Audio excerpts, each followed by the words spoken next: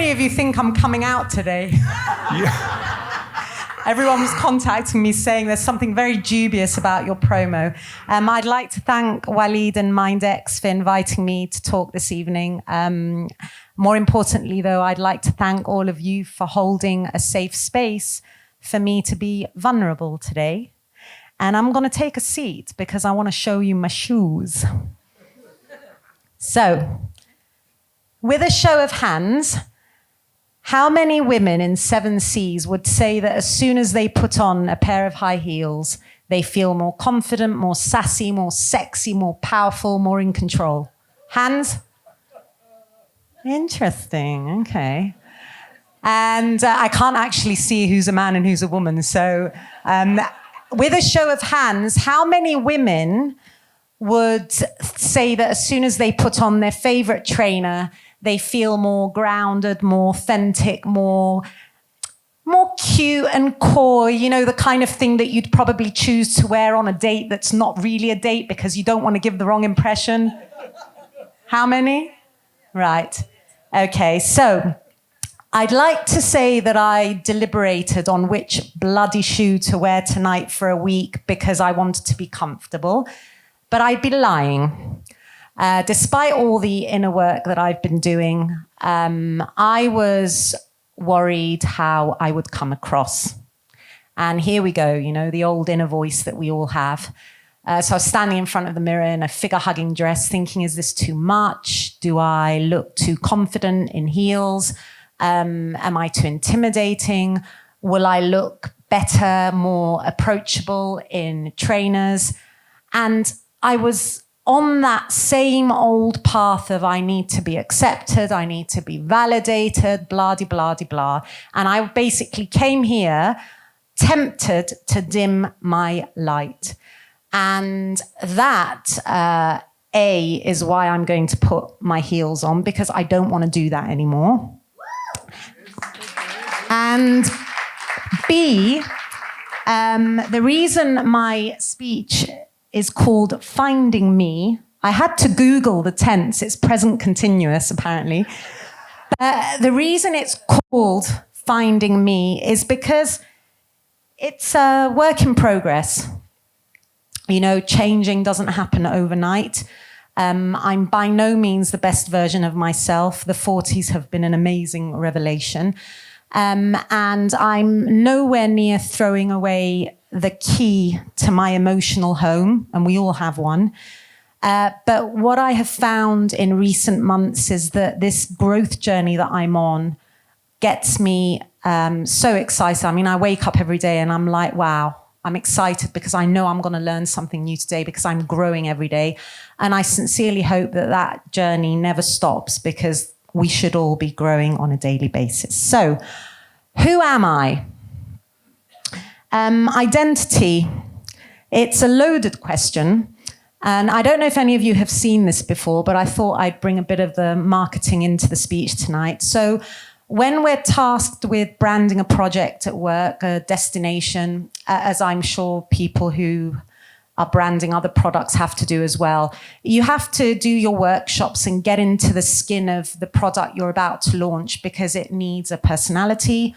It needs to appeal to certain audiences. And at the end of the day, who are we all without a story, as the other speakers have mentioned so far? So we sit, we do workshops, we brainstorm, and we think, okay, what's at the heart of this destination? Who's it speaking to? And then we look a little bit about the values, because every product, every service, every company has values. And then we look at the behaviors. And obviously in branding, that translates into things like tone of voice and colors and logos and graphics and all of that. I'm baffled that we're not doing this for ourselves. It upsets me that the education system doesn't think that this is worthy of attention. We spend all our time asking children, what do you want to be when you grow up? And it's like, how about getting to the core of what's your essence? Who do you want to be? What are your values? What do you care about? And how do you want to behave in life? Because if those two aren't aligned, so if your values and your behaviors are incongruent. That's precisely what causes anxiety, mental health issues. And when we're in distress and we're not happy, if we had this to reference, we would know exactly what was wrong. Who are we? Who are you? When you introduce yourself to somebody, are you a CEO? Are you a teacher? Are you a doctor? Are you a lawyer? It's a really dangerous game because these definitions have nothing to do with who we are, but we learn.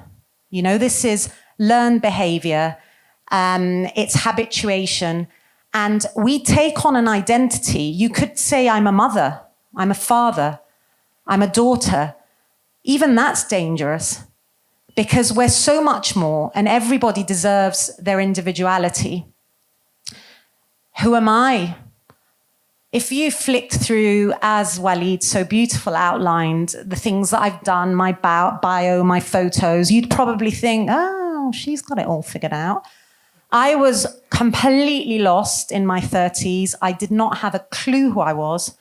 I didn't know what I wanted to do with my life. I didn't know where I wanted to live. I didn't know where I belonged. And for everybody in here who knows that I've been single in like forever, I didn't know what I wanted from a relationship. I didn't even know what I wanted from my friendships. I was literally in a country, no map, no GPS, no bloody clue. But what I did do, I kept myself very, very busy. And all my friends kept saying, oh my God, you have such an amazing life. You know, you're always here, you're there, you're traveling, you're this. And I was like, well, I didn't say it at the time, but I was on the go because the more I moved, the less I had to think about me. And that's why the word me is so important to me. It's not like I, the ego. I find that me is something far more enticing. It's warm, it's cuddly, and it's caring. And it also has accountability, which is huge. But that wasn't the only reason I was busying myself. I was a codependent. Now, for anybody who doesn't know what that means, it's a very disabling thing to be. It's a word that's used to describe people who are so intertwined with someone else's identity that they lose their own. And it's usually used to describe people in abusive relationships, sometimes people who are carers, more often than not, people who are potentially looking after somebody with mental health issues. And when I say mental health, I'm covering the full spectrum: mental illness, depression, dementia, anxiety, you name it. When you care so much about other people or somebody else, and I'm sure everybody in this room has been on this journey, you want to save them, you want to fix them. It's human nature. And you can do that, and you can do it too much. And I'm going to try not to well up now, but my amazing sister who couldn't join us this evening, but she gave me her blessing to say this. She's my idol and my inspiration because she's been battling with her mental health for decades. And her resilience and her fortitude that she gets out of bed every day and gets on with her life and has turned her life around is so awe-inspiring. And my sister never asked me to devote myself to her. She never expected it of me. But let me tell you why I was doing it. I wasn't only doing it because I loved her and I couldn't bear to see that she wasn't always okay. I was also doing it because it gave me an excuse to hide from my own chaos. It was like, if I'm saving her, I don't need to look at me because, you know, I'm doing the job. I'm amazing. I'm helping somebody. And codependents do have a tendency to have this kind of like aura of, I'm the savior and I'm a martyr. So I was lost for a very long time. And the problem was that while I was busy helping and being Mother Teresa, I was also busy deflecting, avoiding, and busy achieving. And that's where this comes along. I don't know how many of you know the difference. It took me years in psychotherapy to understand this. But I needed to understand. I'm like, how is it that someone as annoyingly confident as me has all these fears and insecurities? I couldn't understand it. And actually my parents, my boss, a colleague who are all here tonight would tell you that I am forceful, I'm opinionated, I know everything. I do. And I can do anything I set my mind to because I'm very target orientated.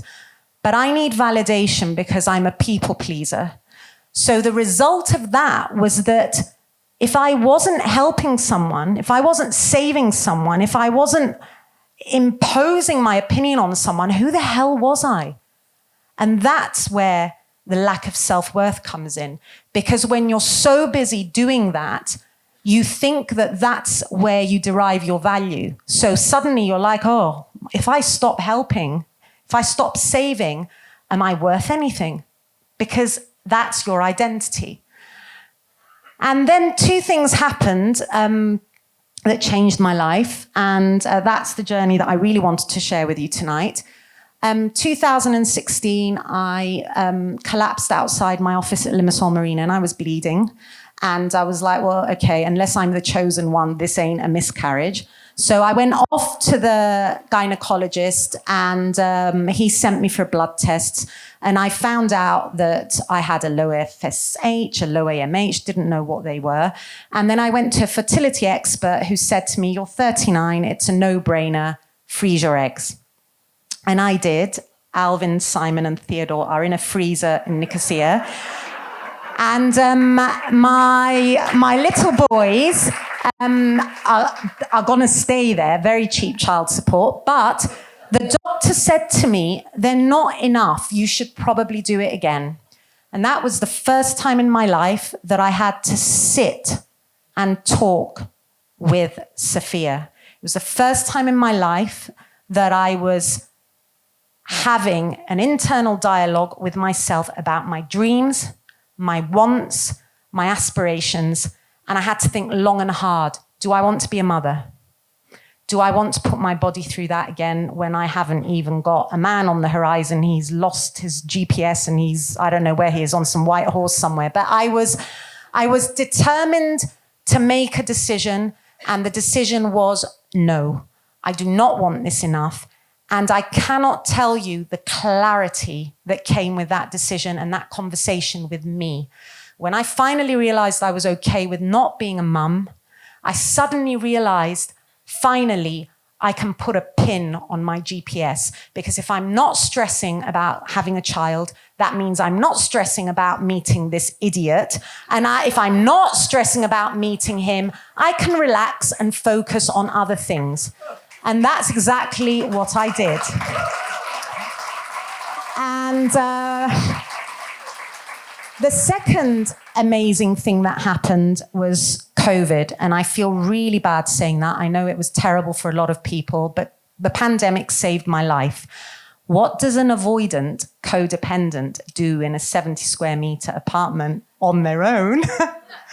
I was like, I was probably shaking because I was not used to being on my own, sitting still in an apartment. And I cannot remember the day, but I remember thinking that I love my 40s because I'm finally getting my shit together, excuse the French.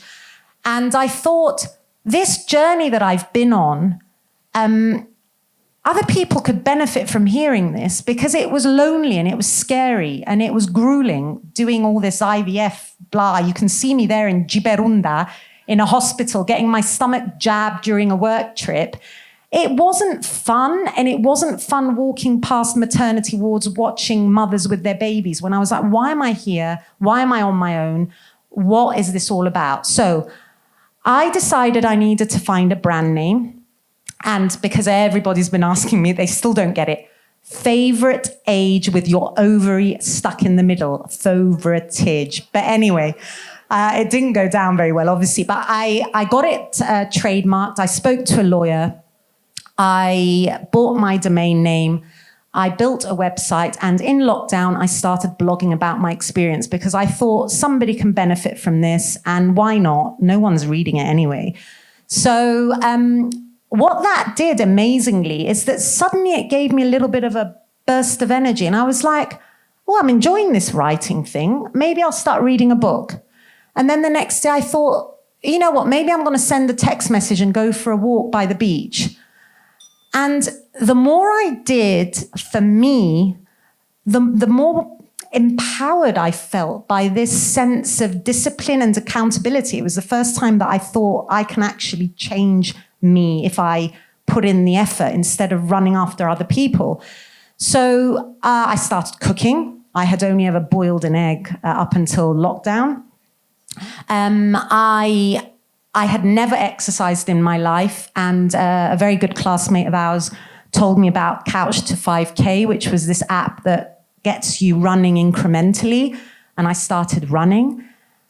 And all of a sudden, Sophia started to change, and Sophia started to find Sophia. And it was mesmerizing because these tiny shifts, these small daily habits, these incremental changes were changing everything about my behavior and my outlook on life. And one day before a 5K race, my first ever race, 5K, but anyway, I decided I'm going to compile this blog and I'm going to make a book and put it on Amazon. So obviously, I changed all the names because I was like, the sky is going to fall when people read this. And I pressed publish on this book before I went on the race. And the sky didn't fall. I got some lovely heartwarming messages from people who didn't know me, from women who wanted to ask about the egg freezing process. And it made me realize that when I was being authentically and unapologetically me, it was more fun, it was more fulfilling, and it was helping me engage with more like-minded people, as Wilde said before. That's a picture of me showing off to my family that I'd managed to do a run. But this was the revelation. It was like suddenly I had a compass, and the amazing thing was that the atomic habits became a support system that I had. We all have challenges. Life is not easy. And the thing is that the tough stuff in life is always going to come and go. So having that system in place so that I can rebound when I relapse in life has been invaluable to me, because at least I know now what to do to pick myself up.